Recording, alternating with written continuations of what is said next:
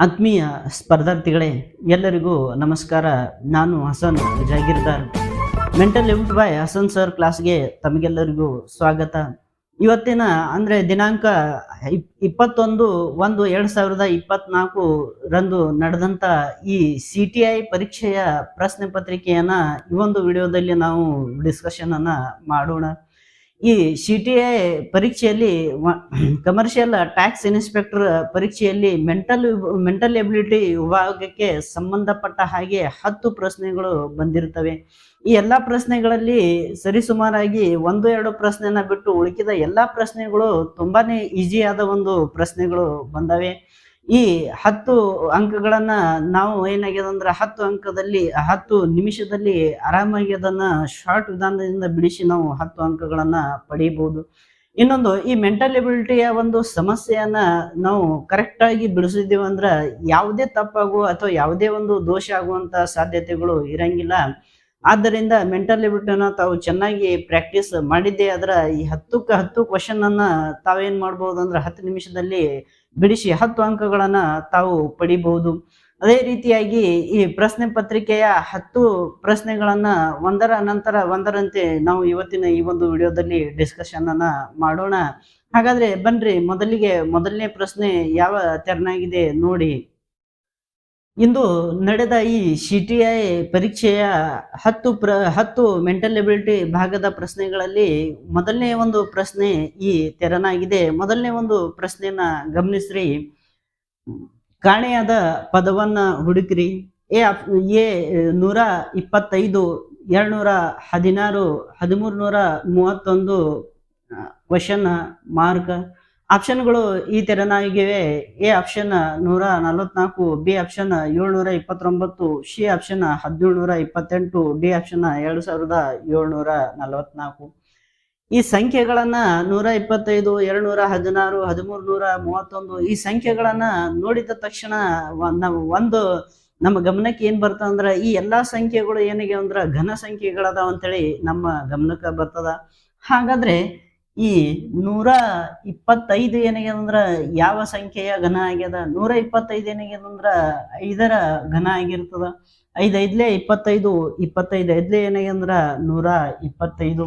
ಈ 125 ಅನ್ನೋದು ಏನಾಗ್ಯದ ಅಂದ್ರ 5ರ ಘನ ಆಗಿರ್ತದ. ಮುಂದೆ 216 ಏನಾಗಿರ್ತಂದ್ರ 6ರ ಘನ ಆಗಿರ್ತದ. ಹಾಗಾದ್ರೆ 5ರ ಘನ 6ರ ಘನ ಅಂದ್ರ 5ಕ್ಕೆ +1 ಮಾಡಿ ಏನ್ ಮಾಡ್ಯಾನಂದ್ರ 6ರ ಘನವನ್ನ ಮುಂದೆ ಕೊಟ್ಟನ. ಅದೇ ರೀತಿಯಾಗಿ ಈ 1331 ನೋಡ್ರಿ. 1331 ಏನಾಗಿರ್ತ ಅಂದ್ರ 11ರ ಘನ ಆಗಿರ್ತದ. 10ರ ಘನ ಏನಾಗಿರ್ತಂದ್ರ 1000 ಬರ್ತದ. 11ರ ಘನ ಎಷ್ಟು ಬರ್ತದಂದ್ರ 1331 ಬರ್ತದ. ಅದೇ ರೀತಿಯಾಗಿ ಈ 11ಕ್ಕೆ ನಾವೇನ್ ಮಾಡ್ಬೇಕಂದ್ರ +1 ಮಾಡಿ 12ರ ಘನವನ್ನ ಮುಂದೆ ಏನ್ ಮಾಡ್ಬೇಕಂದ್ರ ನಾವು ಕಂಡು ಹಿಡಿಬೇಕು. ಹಾಗಾದ್ರೆ ನೋಡ್ರಿ, 11ರ ಘನ ಎಷ್ಟಾಗ್ಯದ ಅಂದ್ರ 1331 11ರ ಘನ ಆಗಿರ್ತದ. ಹಾಗಾದ್ರೆ 12ರ ಘನ ಎಷ್ಟಾಗಿರ್ತದ ಅಂದ್ರ 12 144. 144 × 12 ಏನಾಗಿರ್ತದಂದ್ರ 1728. 1728 ಏನಾಗಿರ್ತಂದ್ರ 12ರ ಘನ ಆಗಿರ್ತದ. ಹಾಗಾದ್ರೆ ಆಪ್ಷನ್ ಅನ್ನ ನೋಡ್ರಿ. ಎ ಆಪ್ಷನ್ ಏನಾಗ್ಯದಂದ್ರ 144. ಇದು 144 12ರ ಏನಾಗಿರ್ತಂದ್ರ ವರ್ಗ ಆಗಿರ್ತದ, ಘನ ಆಗಿರೋದಿಲ್ಲ. ನಮ್ಗಿಲ್ಲಿ ಏನಾಗ್ಯದಂದ್ರ ಘನ ಸಂಖ್ಯೆ ಬೇಕಾಗ್ಯದ. ಹಾಗಾದ್ರೆ 12ರ ಘನ ಎಷ್ಟಾಗಿರ್ತದಂದ್ರ ಸಿ ಆಪ್ಷನ್ 1728 ಏನಾಗಿರ್ತದಂದ್ರ 12ರ ಘನ ಆಗಿರ್ತದ. ಹಾಗಾದ್ರೆ ಈ ಒಂದು ಉದಾಹರಣೆಗೆ ಸಿ ಆಪ್ಷನ್ ಸರಿಯಾದ ಉತ್ತರ ಆಗಿರ್ತೈತಿ. ಈ CTI ಪರೀಕ್ಷೆಯ 10 ಪ್ರಶ್ನೆಗಳ ಮೆಂಟಲ್ ಎಬಿಲಿಟಿ ವಿಭಾಗದ 10 ಪ್ರಶ್ನೆಗಳಲ್ಲಿ ಎರಡನೇ ಒಂದು ಪ್ರಶ್ನೆಯನ್ನ ಬಿಡಿಸೋಣ. ಎರಡನೇ ಪ್ರಶ್ನೆ ಯಾವ ರೀತಿಯಾಗಿ ಇದೆ ನೋಡಿ. ಎರಡನೇ ಪ್ರಶ್ನೆ ಈ ರೀತಿಯಾಗಿದೆ. 5 ಗಂಟೆಯಿಂದ 6 ಗಂಟೆಯೊಳಗೆ ಯಾವಾಗ ಗಂಟೆ ಮುಳು ಹಾಗೂ ನಿಮಿಷದ ಮುಳು ಗಡಿಯಾರದ ಒಳಗೆ ತಮ್ಮ ಮಧ್ಯೆ 40 ಡಿಗ್ರಿ ಕೋನವನ್ನ ಉಂಟು ಮಾಡ್ತವ? ಈ ಒಂದು ಪ್ರಶ್ನೆಯನ್ನ ವಿದಿನ್ 10 ಸೆಕೆಂಡ್ಗಳಲ್ಲಿ ನಾವು ಬಿಡಿಸಬಹುದು. ಹೆಂಗಂದ್ರ 10 ಸೆಕೆಂಡ್ಗಳಲ್ಲಿ ಯಾವ ರೀತಿಯಾಗಿ ಬಿಡಿಸ್ಬೇಕಂದ್ರ, ನಿಮಿಷದ ಮುಳ್ಳು 1 ನಿಮಿಷ ಚಲಿಸಿದಾಗ ಏನಾಗಿರ್ತದಂದ್ರ 2 ಡಿಗ್ರಿ ಕೋನ ಉಂಟು ಮಾಡ್ತದ. ಹಾಗಾದ್ರೆ 40 ಡಿಗ್ರಿ ಕೋನ ಉಂಟು ಮಾಡ್ಯದಂದ್ರ ಎಷ್ಟು ನಿಮಿಷ ಚಲಿಸಿರ್ತಂದ್ರ 40 ಡಿವೈಡೆಡ್ ಬೈ 2 = ಏನಾಗಿರಂದ್ರ 20 ನಿಮಿಷ ಚಲಿಸಿರ್ತದ. ಹಾಗಾದ್ರೆ 5 ಮತ್ತು 6ರ ಮಧ್ಯದಲ್ಲಿ ಏನಾಗಿರ್ತಂದ್ರ 5 ಗಂಟೆಯಾಗಿ 20 ನಿಮಿಷ ಆದಾಗ ನಮಗೆ ಏನಾಗಿರ್ತಂದ್ರ 40 ಡಿಗ್ರಿಯ ಕೋನ ದೊರೀತೈತಿ. ಹಾಗಾದ್ರ ಆಪ್ಷನ್ ಅನ್ನ ನೋಡ್ರಿ, ಎ ಆಪ್ಷನ್ 5 ಗಂಟೆ 20 ನಿಮಿಷ ಈ ಒಂದು ಪ್ರಶ್ನೆಗೆ ಸರಿಯಾದ ಉತ್ತರ ಅಂತೇಳಿ ನಾವು ಹೇಳ್ಬಹುದು. ಈ CTI ಪರೀಕ್ಷೆಯ ಮೆಂಟಾಲಿಟಿ ವಿಭಾಗದ 10 ಪ್ರಶ್ನೆಗಳಲ್ಲಿ 3ನೇ ಒಂದು ಪ್ರಶ್ನೆಯನ್ನ ಬಿಡಿಸೋಣ. ಈ 3ನೇ ಒಂದು ಪ್ರಶ್ನೆ ಗಮನಿಸ್ರಿ. 3ನೇ ಪ್ರಶ್ನೆ ಈ ತೆರನಾಗಿದೆ: ಅವನು ನನ್ನ ತಂದೆಯ ಮೊಮ್ಮಗಳ ಗಂಡ ಎಂದು ಹೇಳುತ್ತಾ XY ಅನ್ನು ಪರಿಚಯಿಸುತ್ತಾನೆ. X ಗೆ Y ಹೇಗೆ ಸಂಬಂಧಿಸಿದೆ? 1ನೇ ಆಪ್ಷನ್ ಅಳಿಯ, 2ನೇ ಆಪ್ಷನ್ ಮಗ, 3ನೇ ಆಪ್ಷನ್ ಸೋದರ ಮಾವ, 4ನೇ ಆಪ್ಷನ್ ಸಹೋದರ. ಈ ಒಂದು ಸಮಸ್ಯೆನ ನಾವೇನ್ ಮಾಡ್ಬಹುದಂದ್ರ ಕೇವಲ ಓದಿದ ತಕ್ಷಣ ಹೇಳಿ ಆಪ್ಷನ್ಗಳನ್ನ ನೋಡಿ ಹೇಳಿ ಬಿಡ್ಬೋದು. ಇದಕ್ಕೆ ಬಿಡಿಸುವಂತ ಒಂದು ಅವಶ್ಯಕತೆ ಇಲ್ಲ. ಯಾಕಂದ್ರ ಅವ್ನು ನನ್ನ ತಂದೆ ಅಂದ್ರೆ ಆಗಿರುತ್ತೆ. ತಂದೆ ಅಂದ್ರ ತಾತ ಆಗಿರ್ತಾನ. ತಾತನ ಮೊಮ್ಮಗಳಂದ್ರ ನನಗೇನಾಗಿರ್ತಾಳ, ಅದು ಸಹೋದರಿ ಆಗಿರ್ತಾಳ. ನನ್ನ ಸಹೋದರಿಯ ಗಂಡ ನನ್ಗೇನಾಗಿರ್ತಾನಂದ್ರ ಸೋದರ ಮಾವ ಅಥವಾ ಬ್ರದರ್ ಇನ್ ಲಾ ಅಂತೇಳಿ ಅದನ್ನ ಇಂಗ್ಲಿಷ್ ಅಲ್ಲಿ ಕರೀತಾರ. ಈ ಸೋದರ ಅಥವಾ ಬ್ರದರ್ ಇನ್ ಲಾ ಆಗಿರ್ತಾನ, ಸೋದರ ಮಾವ ಆಗಿರ್ತಾನ. ಇದನ್ನ ಯಾವ ರೀತಿಯಾಗಿ ಬಿಡಿಸ್ಬೇಕು ನೋಡ್ರಿ. ಎಕ್ಸ್ ಏನಾಗ್ಯದ ಅಂದ್ರ ಎಕ್ಸ್ ಎಂಬ ಒಬ್ಬ ವ್ಯಕ್ತಿ ಏನಾಗ್ಯದ ಅಂದ್ರ ವಾಯ್ ಒಬ್ಬ ವ್ಯಕ್ತಿನ ಪರಿಚಯ ಮಾಡ್ಕೊಂತ ಹೇಳ್ತಾ ಇದ್ದಾನೆ. ವಾಯ್ ಎಂಬ ವ್ಯಕ್ತಿಯನ್ನ ಪರಿಚಯ ಮಾಡ್ಕೊಂತ ಹೇಳ್ತಾ ಆಗಿದಂದ್ರ ವಾಯ್ ಎಂಬುವನು ನನ್ನ ತಂದೆಯ ತಂದೆ ಅಂದ್ರ ತಾತನ ಏನಾಗ್ಯದಂದ್ರ ಒಬ್ರು ಮೊಮ್ಮಗಳದಾಳ. ಈ ತಾತನ ಮೊಮ್ಮಗಳ ಏನಾಗಿರ್ತಾನಂದ್ರ ವಾಯ್ ಏನಾಗ್ಯದಂದ್ರ ಗಂಡ ಆಗ್ಯಾನ. ತಾತನ ಮೊಮ್ಮಗಳ ಗಂಡ ಏನಾಗಿರ್ತಾನಂದ್ರ ವಾಯ್ ಆಗಿರ್ತಾನ. ಹಾಗಾದ್ರೆ ತಾತನ ಮೊಮ್ಮಗಳು ಈ ಎಕ್ಸ್ಗೆ ಏನಾಗಿರ್ತಾಳಂದ್ರ ತಂಗಿ ಆಗಿರ್ತಾಳ. ಹಾಗಾದ್ರ ತಂಗಿಯ ಗಂಡನನ್ನ ನಾವು ಸೋದರ ಮಾವ ಅಥವಾ ಬ್ರದರ್ ಇನ್ ಲಾ ಅಂತೇಳಿ ಕರಿತೀವಿ.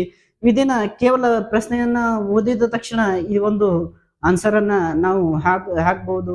ಹಾಗಾದ್ರೆ ಸಿ ಆಪ್ಷನ್ ಸೋದರ ಮಾವ ಈ ಒಂದು ಪ್ರಶ್ನೆಗೆ ಸರಿಯಾದ ಉತ್ತರ ಆಗಿರ್ತೈತಿ.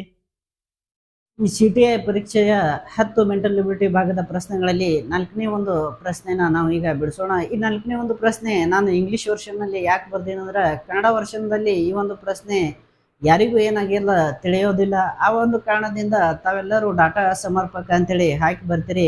ಕನ್ನಡದಲ್ಲಿ ನಮ್ಗೆ ಕ್ವಶನ್ ತಿಳಿಲಿಲ್ಲ ಅಂದ್ರ ನಾವು ಅದನ್ನ ಇಂಗ್ಲಿಷ್ ನಲ್ಲಿ ನೋಡ್ಬೇಕು. ಇಂಗ್ಲಿಷ್ ವರ್ಷನ್ ಏನಾಗಿರ್ತಂದ್ರ ಫೈನಲ್ ಆಗಿರ್ತೈತಿ. ಈ 4ನೇ ಒಂದು ಕ್ವಶನ್ ನೋಡ್ರಿ, ಈ ತೆರನಾಗಿದೆ: PQRST V and W are sitting around a circle facing at the center. R is third to the right of P. Who is second to the right of P? T is second to the left of Q. Who is second to the left of W? V is sitting between S and W. Who is to the immediate left of R? First option Q, second option T, third option P, fourth option data inadequate. ಹಂಗಂದ್ರ data ಅಸಮರ್ಪಕ ಅಂತೇಳಿ ಈ ಒಂದು ಪ್ರಶ್ನೆನ ಯಾವ ರೀತಿಯಾಗಿ ಬಿಡಿಸ್ಬೇಕು ನೋಡ್ರಿ. 7 ವ್ಯಕ್ತಿಗಳು ಏನಾಗ್ಯಾವಂದ್ರ ಒಂದು ವೃತ್ತದ ಕೇಂದ್ರದ ಕಡೆಗೆ ಏನಾಗ್ಯದಂದ್ರ ಮುಖ ಮಾಡಿ ಕುಂತಾರ. ಈ 7 ವ್ಯಕ್ತಿಗಳು P, Q, R, S ಮತ್ತು T ಎಂಬ 7 ವ್ಯಕ್ತಿಗಳು ಏನಾಗ್ಯದಂದ್ರ ವೃತ್ತದ ಕೇಂದ್ರದ ಕಡೆಗೆ ಮುಖ ಮಾಡಿ ಕುಂತಾರ. ಈ ವೃತ್ತದ ಕೇಂದ್ರದಲ್ಲಿ ಏನಾಗ್ಯದ V sitting between S and W. V ಏನ್ ಮಾಡ್ಯಾನಂದ್ರ ಎಸ್ ಮತ್ತು ಡಬ್ಲ್ಯೂ ನ ಮಧ್ಯದಲ್ಲಿ ಕುಂತಾನ. ಹಾಗಾದ್ರೆ ನಾವು ವಿ ಅನ್ನ ಇಲ್ಲಿ ಕುಂಡ್ರಿಸಿದೇವಂದ್ರ ಇಲ್ಲಿ ಎಸ್ ಆದ್ರೂ ಕುಂತಿರ್ಬೋದು, ಡಬ್ಲ್ಯೂ ಆದ್ರೂ ಕುಂತಿರ್ಬೋದು. ಇಲ್ಲಿನೂ ಎಸ್ ಆದ್ರೂ ಕುಂತಿರ್ಬೋದು, ಡಬ್ಲ್ಯೂ ಆದ್ರೂ ಕುಂತಿರ್ಬೋದು. ಯಾಕಂದ್ರ ಎಸ್ ಮತ್ತು ಡಬ್ಲ್ಯೂ ನ ಸ್ಥಾನ ಫಿಕ್ಸ್ ಇಲ್ಲ. ಆಮೇಲೆ ಮತ್ತೆ ಓದಿ, R is third to the right of V. V ನ ಏನಾಗ್ಯದಂದ್ರ ಬಲಭಾಗದಲ್ಲಿ 3ನೇ ವ್ಯಕ್ತಿ ಆರ್ ಆಗಿರ್ತಾನ. ಮತ್ತೆ ನೋಡ್ರಿ, who is second to the right of P. P ಏನಾಗ್ಯದಂದ್ರ ಈ ಪಿ ನ ಬಲಭಾಗದಲ್ಲಿ ಏನಾಗ್ಯದಂದ್ರ 2ನೇ ವ್ಯಕ್ತಿ ಆಗಿರ್ತಾನ. ಮತ್ತೆ ಮುಂದ್ರಿ, T is second to the left of Q. T is second to the left of Q ಅಂದ್ರ ಟಿ ಏನಾಗಿರ್ತಂದ್ರ ಕ್ಯೂ ನ ಎಡಭಾಗದಲ್ಲಿ 2ನೇ ವ್ಯಕ್ತಿ ಆಗಿರ್ತಾನ. ಹಂಗಂದ್ರ ನಾವ್ ನೋಡ್ರಿ, ಕ್ಯೂ ನ ಎಡಭಾಗದಲ್ಲಿ 2ನೇ ವ್ಯಕ್ತಿ ಆಗಿರ್ತಾನ. ಮತ್ತೆ ಮುಂದೆ ಹೋದ್ರಿ, ಆಮೇಲೆ who is second to the left of W. Who is second to the left of W. ಹಂಗಂದ್ರ ಮತ್ತೆ ಏನಾಗಿರುತ್ತಂದ್ರ ಈ ಡಬ್ಲ್ಯೂನ ಏನಾಗಿರ್ತಂದ್ರ ಎಡಭಾಗದಲ್ಲಿ ಎರಡನೇ ವ್ಯಕ್ತಿ ಏನಾಗಿರ್ತಾನಂದ್ರ ಕ್ಯೂ ಆಗಿರ್ತಾನ. ನಾವು ಡಬ್ಲ್ಯೂನ ಇಲ್ಲಿ ಕುಂಡ್ರಿಸಿದೇವೆ ಅಂದ್ರ ಡಬ್ಲ್ಯೂ ನೋಡ್ರಿ ಇಲ್ಲಿ ಕುಂಡ್ರಿಸಿದೇವೆ ಅಂದ್ರ ಈ ಡಬ್ಲ್ಯೂನ ಎಡಭಾಗದಲ್ಲಿ ಎರಡನೇ ವ್ಯಕ್ತಿ ಏನಾಗಿರ್ತಾನಂದ್ರ ಕ್ಯೂ ಆಗಿರ್ತಾನ. ಮತ್ತೆ ನಾವು ಕ್ಯೂನ ಇಲ್ಲಿ ಕುಂಡ್ರಿಸಿದೇವೆ ಅಂದ್ರ ಕ್ಯೂನ ನೋಡ್ರಿ ಈ ಮತ್ತೆ ಎಡಭಾಗದಲ್ಲಿ ಎರಡನೇ ವ್ಯಕ್ತಿ ಏನಾಗಿರ್ತಾನಂದ್ರ ಟಿ ಆಗಿರ್ತಾನ. ಹಾಗಾದ್ರೆ ಈಗ ನೋಡ್ರಿ ಇಲ್ಲಿ ಏನಾಗ್ಯದಂದ್ರ ಡಬ್ಲ್ಯೂ ಅದನ್ನ, ಇಲ್ಲಿ ಏನಾಗ್ಯದಂದ್ರ ಡಬ್ಲ್ಯೂ ಈ ಕಡೆ ಇದ್ರ ಎಸ್ ಏನಾಗ್ಯದಂದ್ರ ಈ ಕಡೆ ಆಗ್ಯಾನ. ಈ ರೀತಿಯಾಗಿ ಈ ಒಂದು ಡೈಗ್ರಾಮ್ ಅನ್ನ ನಾವು ಹಾಕೊಂಡ ತಕ್ಷಣ ಮುಂದೆ ನಮ್ಮ ಪ್ರಶ್ನೆ ಏನ್ ಕೇಳೋಣಂದ್ರ who is immediate neighbour of who is immediate left of R ಅಂತೇಳಿ ಕೇಳ್ಯಾನ. ಇದು ಆರ್ ಆಗ್ಯದ. ಇದು ಆರ್ ಆದ್ರ ಈ ಭಾಗ ಏನಾಗಿರ್ತಂದ್ರ ಎಡ ಆಗಿರ್ತದ, ಈ ಭಾಗ ಬಲ ಆಗಿರ್ತದ. ಹಾಗಾದ್ರೆ ಆರ್ನ ಏನಾಗ್ಯದಂದ್ರ ಇಮಿಡಿಯೇಟ್ ಲೆಫ್ಟ್ ಎಡಭಾಗದ ಕಡೆಗೆ ಯಾರದಾರ ಅಂದ್ರ ಟಿ ಕುಂತಾನ. ಆರ್ನ ಇಮಿಡಿಯೇಟ್ ಎಡಭಾಗದ ಕಡೆಗೆ ಟಿ ಕುಂತಾನ, ಬಲಭಾಗದ ಕಡೆಗೆ ಏನಾಗ್ಯದಂದ್ರ ಕ್ಯೂ ಕುಂತಾನ. ನಮಗೆ ಬಲಭಾಗದ ಕಡೆ ಕೇಳಿಲ್ಲ, ಎಡಭಾಗದ ಕಡೆ ಕೇಳ್ಯಾರ. ಆದ್ದರಿಂದ ಆಪ್ಷನ್ಗಳಲ್ಲಿ ಈ ಎರಡನೇ ಒಂದು ಆಪ್ಷನ್ ಏನಾಗ್ಯದಂದ್ರೆ ಇದಕ್ಕೆ ಸರಿಯಾದ ಉತ್ತರ ಆಗಿರ್ತೈತಿ. ಈಗ ಈ ಐದನೇ ಒಂದು ಸಮಸ್ಯೆನ ಬಿಡಿಸೋಣ. ಈ ಐದನೇ ಒಂದು ಸಮಸ್ಯೆ ಯಾವ ತೆರನಾಗಿದೆ ನೋಡ್ರಿ. 90 ರೂಪಾಯಿ ಬಾಳುವ ಒಂದು ಬಾಸ್ಕೆಟ್ ಅನ್ನು 120 ರೂಪಾಯಿಗೆ ಮಾರಾಟ ಮಾಡಲಾಯಿತು. ಮಾರುಕಟ್ಟೆ ಬೆಲೆ ಮೇಲೆ ಗಳಿಸಿದ ಲಾಭದ ದರವನ್ನು ಕಂಡು ಹಿಡಿಯಿರಿ. A option 27%, B option 30%, C option 33.33%, D option 25%. ಈ ಒಂದು ಸಮಸ್ಯೆನ ನಾವು ಯಾವ ರೀತಿಯಾಗಿ ಬಿಡಿಸ್ಬೇಕು ನೋಡ್ರಿ. ಏನಾಗ್ಯದ ಅಂದ್ರ 90 ರೂಪಾಯಿ ಬಾಳುವ ಒಂದು ಬಾಸ್ಕೆಟ್ ಐತಿ. ಹಂಗಂದ್ರ ಬಾಸ್ಕೆಟ್ನ ಅಸಲು ಬೆಲೆ ಎಷ್ಟೈತಿ ಅಂದ್ರ 90 ರೂಪಾಯಿ ಐತಿ. ಅಸಲು ಬೆಲೆ ಏನಾಗ್ಯದ ಅಂದ್ರ 90 ರೂಪಾಯಿ ಐತಿ. ಈ 90 ರೂಪಾಯಿ ಬಾಸ್ಕೆಟ್ ಅನ್ನ ಏನ್ ಮಾಡ್ತೀವಿ ಅಂದ್ರ 120 ರೂಪಾಯಿಗೆ ಮಾರಾಟ ಮಾಡ್ತೀವಿ. 120 ರೂಪಾಯಿಗೆ ಮಾರಾಟದ ಮಾಡಿದ್ರ ಇದು ಮಾರಾಟದ ಬೆಲೆ ಎಷ್ಟಾಗಿರ್ತದಂದ್ರ 120 ರೂಪಾಯಿ ಆಗಿರ್ತದ. ಹಾಗಾದ್ರೆ ಏನ್ ಮಾಡ್ರಿ ನಾವು ಅಂದ್ರ ಈ ಪ್ರತಿಶತ ಲಾಭ ಎಷ್ಟಾಗ್ಯದ ಅದನ್ನ ಕಂಡು ಹಿಡಿರಂದನ. ಹಾಗಾದ್ರೆ ಒಂದು ಬಾಸ್ಕೆಟ್ನ ಅಸಲು ಬೆಲೆ 90 ರೂಪಾಯಿ ಐತಿ, ಮಾರಾಟದ ಬೆಲೆ 120 ರೂಪಾಯಿ ಐತಿ ಅಂದ್ರ ಲಾಭ ಎಷ್ಟಾಗಿರ್ತದ ಅಂದ್ರ ಈ 120ರಲ್ಲಿ 90 ಕಳೀರಿ ಎಷ್ಟಾಗಿರ್ತಂದ್ರ 30 ರೂಪಾಯಿ ಲಾಭ ಆಗಿರ್ತದ. ಹಾಗಾದ್ರ ಪ್ರತಿಶತ ಲಾಭ ಈಕ್ವಷ್ಟು ಏನಾಗಿರ್ತಂದ್ರ ಲಾಭ ಇಂಟು ಅಸಲು ಬೆಲೆ ಡಿವೈಡೆಡ್ ಬೈ 100. ಈಗ ಲಾಭ ಎಷ್ಟಾಗ್ಯದ ನೋಡ್ರಿ, ಲಾಭ 30 ರೂಪಾಯಿ ಆಗ್ಯದ. ಅಸಲು ಬೆಲೆ ಎಷ್ಟದ 90 ರೂಪಾಯಿ ಅದ, ಡಿವೈಡೆಡ್ ಬೈ 100. ಅವಾಗ ಈ ಒಂದು 0 ಈ ಒಂದು 0 ಈ ಒಂದು 0 ಈ ಒಂದು 0 ಹೋಗಿದ್ರ 27% ಏನಾಗಿರ್ತದಂದ್ರ ಈ ಪ್ರತಿಶತ ಲಾಭ ಆಗಿರ್ತದ. ಹಾಗಾಗಿ ಎ ಆಪ್ಷನ್ ಇದಕ್ಕೊಂದು ಏನಾಗಿದಂದ್ರ ಸರಿಯಾದ ಉತ್ತರ ಆಗ್ಯದ ಅಂತೇಳಿ ನಾವು ಇಲ್ಲಿ ಹೇಳ್ಬೋದು. ಈಗ ಈ 6ನೇ ಒಂದು ಉದಾಹರಣೆಯನ್ನ ಬಿಡಿಸೋಣ. 6ನೇ ಒಂದು ಉದಾಹರಣೆಯನ್ನ ಗಮನಿಸ್ರಿ. FOU GST ಅನ್ನ EQRK CZ ಎಂದು ಕೋಡ್ ಮಾಡಿದರೆ TOUR ಅನ್ನು ಹೇಗೆ ಕೋಡ್ ಮಾಡಲಾಗುತ್ತದೆ? 1ನೇ ಆಪ್ಷನ್ SQRT, 2ನೇ ಆಪ್ಷನ್ SQSRQT, 3ನೇ ಆಪ್ಷನ್ QSRV, 4ನೇ ಆಪ್ಷನ್ SQRV. ಈ ಒಂದು ಉದಾಹರಣೆಯನ್ನ ನಾವು ಏನಾದ್ರೆ ತುಂಬಾ ಒಂದು ಸರಳ ರೀತಿಯಿಂದ ಬಿಡಿಸಬಹುದು. ಯಾವ ರೀತಿಯಾಗಿ ಬಿಡಿಸ್ಬೇಕು ನೋಡ್ರಿ. FOUGHT ಏನ್ ಮಾಡ್ಯಾನಂದ್ರ ಅವನು EQRKCZ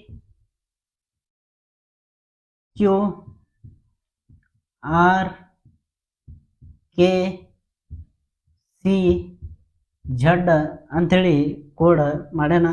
ಹಾಗಾದ್ರೆ ನೋಡ್ರಿ ಇಲ್ಲೇನದ ಈ ಎಫ್ ದಿಂದ ಈಗ ಬಂದಂದ್ರ ಇಲ್ಲಿ -1 ಆಗೈತಿ. ಆಮೇಲೆ ನಂತರ ಏನಾಗ್ಯದ ಓದಿಂದ ಕ್ಯೂ ಬಂದೈತಿ.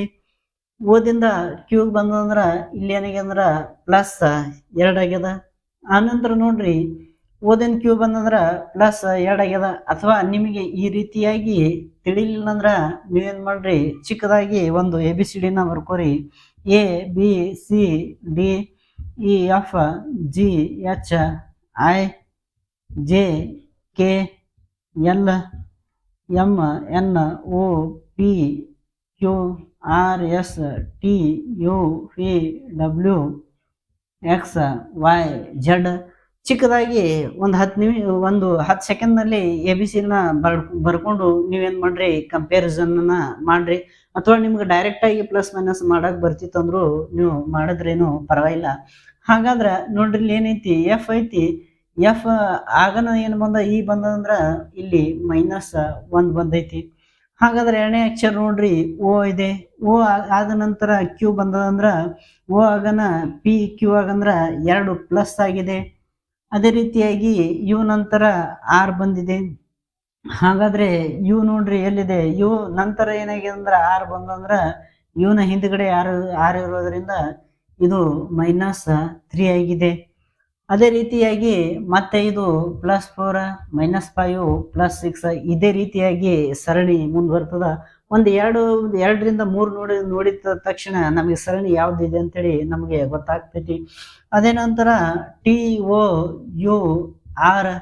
ಈ ಟಿ ಒ ಯು ಆರ್ಗೆ ಮೊದಲು -1 ಮಾಡಬೇಕು.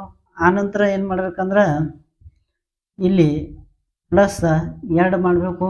ಆನಂತರ -3 ಮಾಡಬೇಕು. ಆನಂತರ +4 ಮಾಡಬೇಕು. ಹಾಗಾದ್ರೆ ಟಿ ಎಲ್ಲೇ ನೋಡ್ರಿ, ಟಿಗೆ -1 ಅಂದ್ರೆ ಏನಾಗಿರ್ತಂದ್ರ ಎಸ್ ಆಗಿರ್ತೈತಿ. ಎಸ್ ಆನಂತರ ಓಕೆ ಏನಾಗ್ಯದಂದ್ರ +2. ಓಕೆ +2 ಅಂದ್ರ ಏನಾಗಿರ್ತಂದ್ರ ಕ್ಯೂ ಆಗಿರ್ತೈತಿ. ಆನಂತರ ನೋಡ್ರಿ ಯು ಆಗನ -3. ಯು ಆಗನ ಏನಾಗ್ಯದಂದ್ರ -3 ಅಂದ್ರ 1 2 3 6 ಆಗಿರ್ತೈತಿ. ಆಮೇಲೆ ಆರ್ ಆಗನ +4. ಆರ್ ಆಗನ +4 ಅಂದ್ರ 1 2 3 4 ವಿ ಆಗಿರ್ತೈತಿ. ಹಾಗಾದ್ರೆ ಎಸ್ ಕ್ಯೂ ಆರ್ ವಿ ಯಾವ ಆಪ್ಷನ್ ಐತಿ ನೋಡ್ರಿ, 4ನೇ ಒಂದು option S Q R V ಇದಕ್ಕೆ ಸರಿಯಾದ ಒಂದು ಉತ್ತರ ಆಗಿರ್ತೈತಿ. ಈಗ ಈ CTI ಪರೀಕ್ಷೆಯ 10 ಪ್ರಶ್ನೆಗಳಲ್ಲಿ 7ನೇ ಒಂದು ಪ್ರಶ್ನೆಯನ್ನ ಬಿಡಿಸೋಣ. 7ನೇ ಒಂದು ಪ್ರಶ್ನೆಯನ್ನ ಗಮನಿಸ್ರಿ. ಅನು ಮಮತಾಗಿಂತ ದೊಡ್ಡವಳು. ಮಮತಾ ಅವರಿಗಿಂತ ಗೋಪಾಲ್ ಹಿರಿಯರು, ಆದರೆ ಅನುಗಿಂತ ಚಿಕ್ಕವನು. ಕಪಿಲ್ ರಾಮ್ ಮತ್ತು ಮಮತಾ ಅವರಿಗಿಂತ ಚಿಕ್ಕವರು. ಮಮತಾ ರಾಮನಿಗಿಂತ ದೊಡ್ಡವಳು. ಗೋಪಾಲ್ ಮತ್ತು ರಾಮನ ನಡುವಿನ ವಯಸ್ಸು ಯಾರದು? 1ನೇ ಆಪ್ಷನ್ ಮಮತಾ, 2ನೇ ಆಪ್ಷನ್ ಕಪಿಲ, 3ನೇದ್ದು ಅನು, 4ನೇ ಆಪ್ಷನ್ ಇವರಲ್ಲಿ ಯಾರು? ಈ ಒಂದು ಉದಾಹರಣೆನ ಯಾವ ರೀತಿಯಾಗಿ ಬಿಡಿಸ್ಬೇಕು ನೋಡ್ರಿ. ಮೊದಲಿಗೆ ಏನ್ ಮಾಡ್ರಿ ಅಂದ್ರ ಈ ಕಡೆ ದೊಡ್ಡವರನ್ನ ಬರ್ಕೊಂಡ್ ಬಿಡ್ರಿ. ಆನಂತರ ಈ ಕಡೆ ಏನ್ ಮಾಡ್ರಿ ಅಂದ್ರ ಈ ಚಿಕ್ಕವರನ್ನ ಬರ್ಕೋರಿ. ಈಗ ಸ್ಟೇಟ್ಮೆಂಟ್ ಅನ್ನ ಓದ್ರಿ. ಅನು ಮಮತಾಗಿಂತ ದೊಡ್ಡವರು. ಅನು ಏನಾಗ್ಯಾರ ಅಂದ್ರ ಈ ಮಮತಾಗಿಂತ ಏನಾಗ್ಯಾರ ದೊಡ್ಡವರಾಗ್ಯಾರ. ಮಮತಾ ಅವರಿಗಿಂತ ಗೋಪಾಲ್ ಹಿರಿಯರು. ಈ ಮಮತಾ ಅವರಿಗಿಂತ ಈ ಗೋಪಾಲ್ ಏನದಾರ ಅಂದ್ರ ಹಿರಿಯರು ಅಂದ್ರ ಈ ಮಮತಾಗಿಂತ ಗೋಪಾಲ್ ದೊಡ್ಡವ್ರ ಅದರ. ಆದ್ರ ಅನುಗಿಂತಲೂ ಏನಾಗ್ಯದಾರ ಅಂದ್ರ ಚಿಕ್ಕವ್ರ ಅದರ. ಇದನ್ನ ಈ ರೀತಿಯಾಗಿ ಬರೀಬಹುದು. ಹಾಗಾದ್ರೆ ಮೊದಲಿಗೆ ಏನಾಗ್ಯದಂದ್ರ ಅನು ಎಲ್ಲಕ್ಕಿಂತ ದೊಡ್ಡವರು. ಅವರ ನಂತರ ಏನಾಗಿರ್ತಂದ್ರ ಗೋಪಾಲ್ ಬರ್ತಾನ. ಅವ್ರ ನಂತರ ಏನಾಗಿರ್ತಂದ್ರ ಮಮತಾ ಬರ್ತಾರ. ಆಮೇಲೆ ಮತ್ತೆ ಓದ್ರಿ, ಕಪಿಲ್ ರಾಮ್ ಮತ್ತು ಮಮತಾ ಅವರಿಗಿಂತ ಚಿಕ್ಕವರು. ಈ ಕಪಿಲ್ ಏನದಾರಲ್ಲ ಇವ್ರು ಏನಾಗಿದಾರ, ಈ ಕಪಿಲ ರಾಮ ಮತ್ತು ಮಮತಾ ಅವರಿಗಿಂತ ಚಿಕ್ಕವರು. ರಾಮ್ ಮತ್ತು ಮಮತಾ ಅವರಿಗಿಂತ ಚಿಕ್ಕವ್ರು ಅಂದ್ರ ಮಮತಾ ಮತ್ತು ರಾಮ್ ಏನಾಗಿರ್ತಾರ ದೊಡ್ಡವರು ಆಗಿರ್ತಾರ. ಮಮತಾ ರಾಮನಿಗಿಂತ ದೊಡ್ಡವಳು. ಮಮತಾ ಏನಾಗಿರಂದ್ರ ರಾಮನಿಗಿಂತ ದೊಡ್ಡವಳಾಗ್ಯಾಳ. ಹಾಗಾದ್ರೆ ಇಲ್ಲಿ ಮಮತಾ ಆಗನ ಏನಾಗಿರ್ತದಂದ್ರ ರಾಮ ಬರ್ತದ. ರಾಮ ಆಗನ ಏನಾಗ್ಯದಂದ್ರ ಕಪಿಲ ಬರ್ತದ. ಈ ರೀತಿಯಾಗಿ ಈ ಒಂದು ಇಕ್ವೇಶನ್ ಬರ್ತೈತಿ. ಮುಂದೆ ಪ್ರಶ್ನೆನ ಓದ್ರಿ.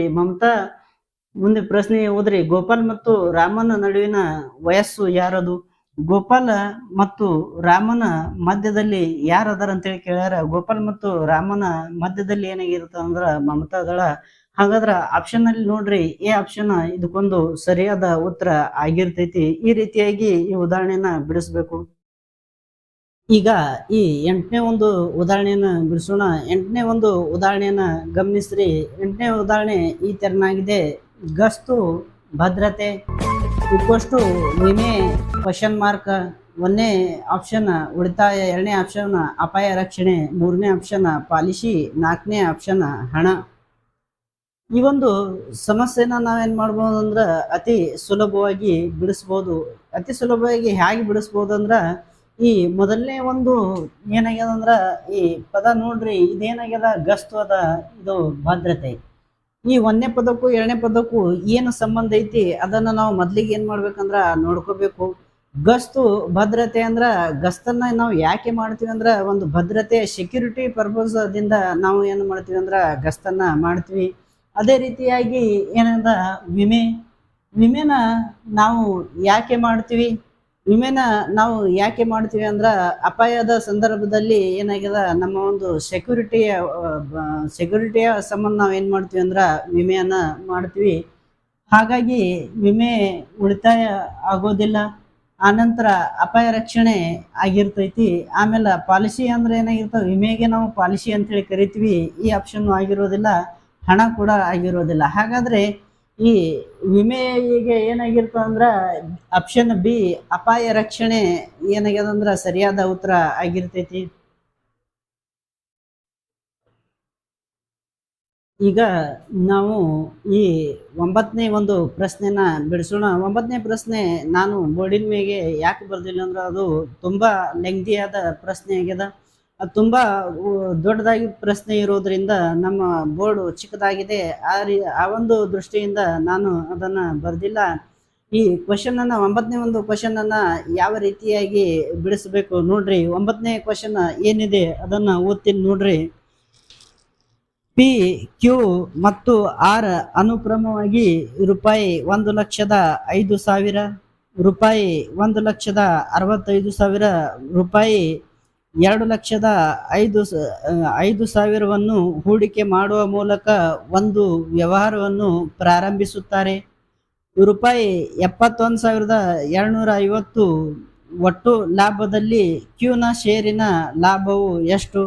1ನೇ ಅನುಪಾತ 16,500, ಎರಡನೇ ಒಂದು ಆಪ್ಷನ್ 20,500, ಮೂರನೇ ಆಪ್ಷನ್ 10,500, ನಾಲ್ಕನೇ ಆಪ್ಷನ್ ಮೇಲಿನ ಯಾವುದು ಅಲ್ಲ.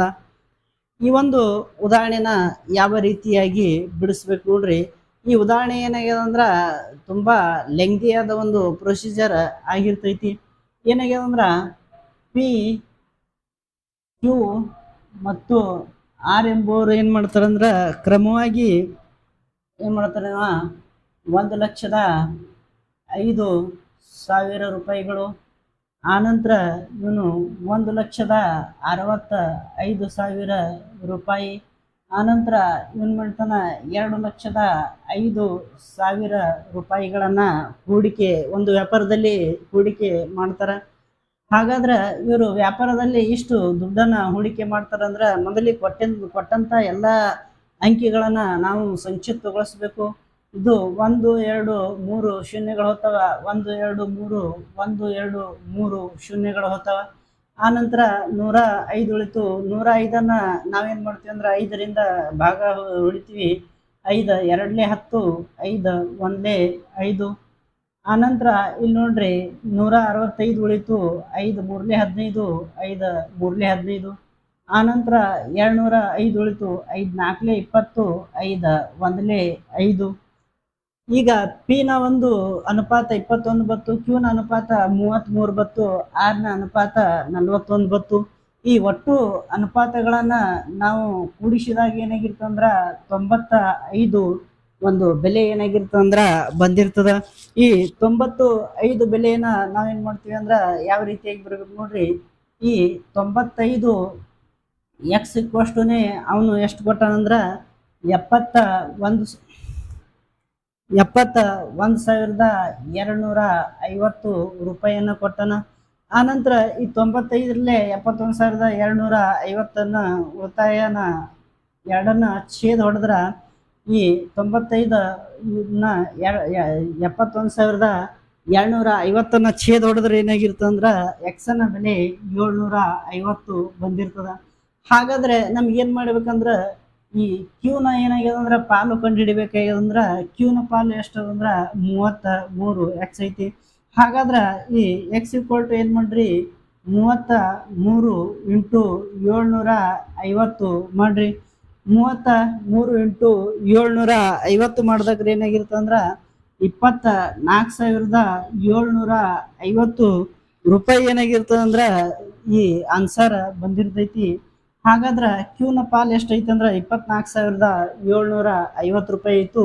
ಹಾಗಾದ್ರೆ ಆಪ್ಷನ್ ನೋಡ್ರಿ, ಒಂದನೇ ಆಪ್ಷನ್ ಅಲ್ಲಿ 16,500 ಐತಿ, ಎರಡನೇ ಆಪ್ಷನ್ ಅಲ್ಲಿ 20,500 ಐತಿ, ಮೂರನೇ ಆಪ್ಷನ್ ಅಲ್ಲಿ 10,500 ಐತಿ. ಹಾಗಾದ್ರೆ ಈ ಮೂರು ಆಪ್ಷನ್ಗಳು ಇದಕ್ಕೆ ಉತ್ತರ ಆಗಿರೋದಿಲ್ಲ.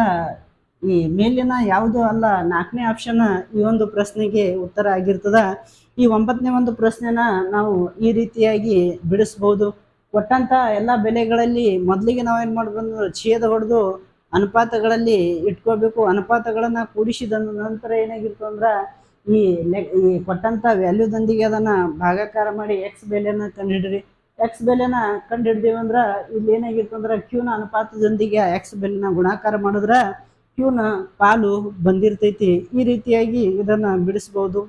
ಈಗ ಈ CTI ಕ್ವಶನ್ ಪೇಪರ್ದ ಕೊನೆಯ ಪ್ರಶ್ನೆ 10ನೇ ಪ್ರಶ್ನೆಯನ್ನ ಬಿಡಿಸೋಣ. 10ನೇ ಪ್ರಶ್ನೆ ಕೂಡ ತುಂಬಾ ಉದ್ದ ಆಗಿರೋದ್ರಿಂದ ನಾನು ಬೋರ್ಡ್ ಮೇಲೆ ಅದನ್ನ ಬರ್ದಿಲ್ಲ. ಈ ಒಂದು ಪ್ರಶ್ನೆಯನ್ನ ನಾನು ಓದ್ತೀನಿ, ಇದನ್ನ ಮತ್ತೆ ಯಾವ ರೀತಿಯಾಗಿ ಇದನ್ನ ಬಿಡಿಸಬೇಕು ತಿಳಿಸ್ಕೊಡ್ತೀನಿ, ತಾವು ಇದನ್ನ ಗಮನಿಸ್ರಿ.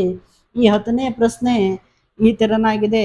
ಮಿಸ್ಟರ್ ಎಕ್ಸ್ಗೆ ಸಾಲದ ಒಟ್ಟು ಮೊತ್ತವು ಸರಳ ಬಡ್ಡಿಯಲ್ಲಿ ₹50,000.